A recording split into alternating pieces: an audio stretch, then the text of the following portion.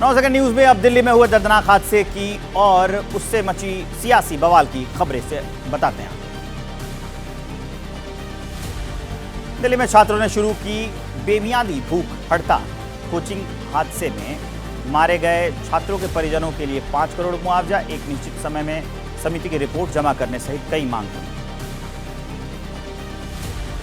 DCP central M Harshvardhan ने कहा, हम रोज प्रदर्शनकारी छात्रों से बात करते हैं। एलजी ने भी प्रतिनिधिमंडल से मुलाकात की है। डीसीपी ने अपील की है, सिस्टम पर भरोसा रखे छात्र।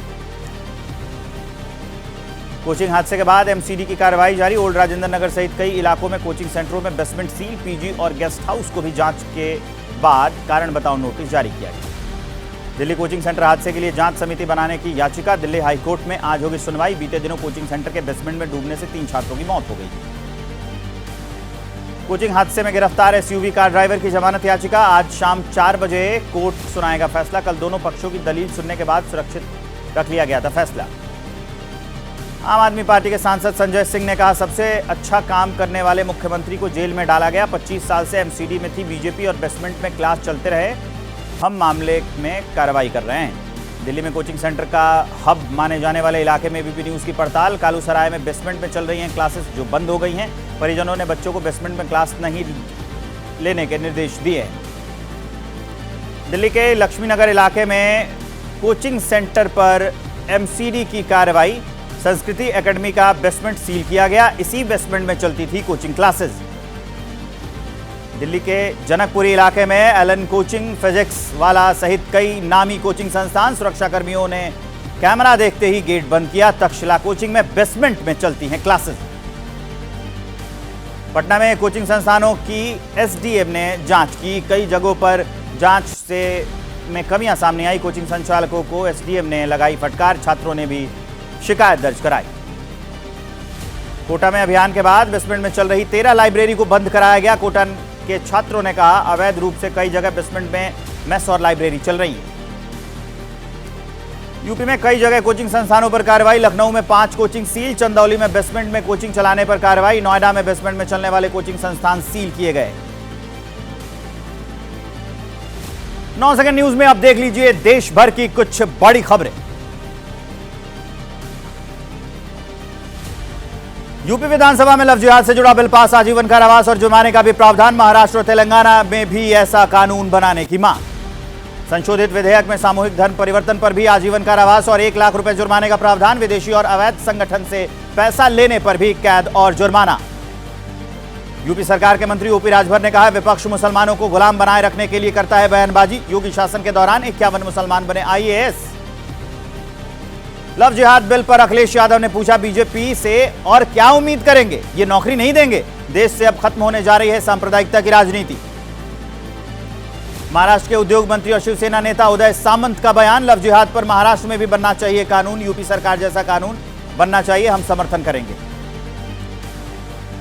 तेलंगाना से बीजेपी विधायक टी राजा ने कहा, हर राज्य में बनना चाहिए लव जिहाद पर यूपी जैसा कानून। हर राज्य के मुख्यमंत्री को सीएम योगी से प्रेरणा लेने की जरूरत।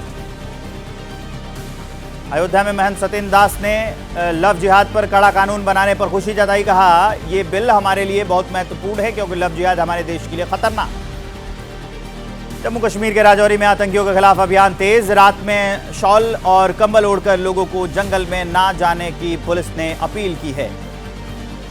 वित्तीय वर्ष 2023-24 के लिए आयकर रिटर्न दाखिल करने की आज आखिरी तारीख। जानकारी के मुताबिक 26 जुलाई तक 5 करोड़ से अधिक आईटीआर दाखिल किए गए। और अब चलिए 9 सेकंड न्यूज में आगे बढ़ते हुए वक्त है कोर्ट और वहां सुनवाई जो होगी उससे जुड़ी खबरें से आपको अपडेट करने का।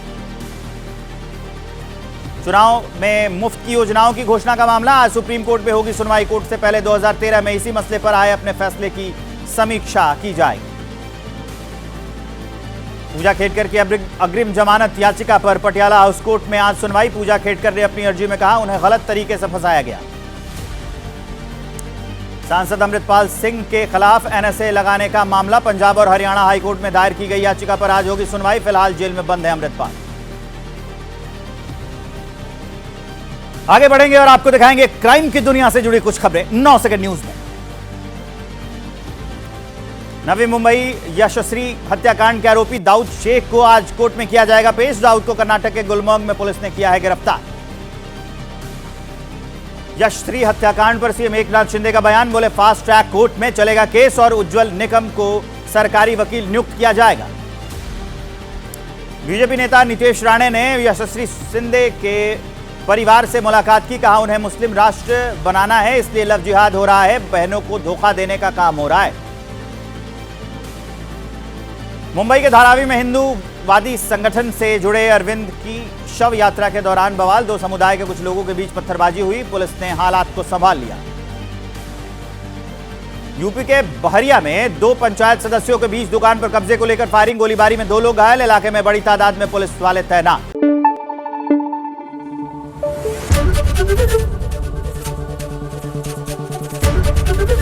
एबीपी न्यूज आपको रखे आगे।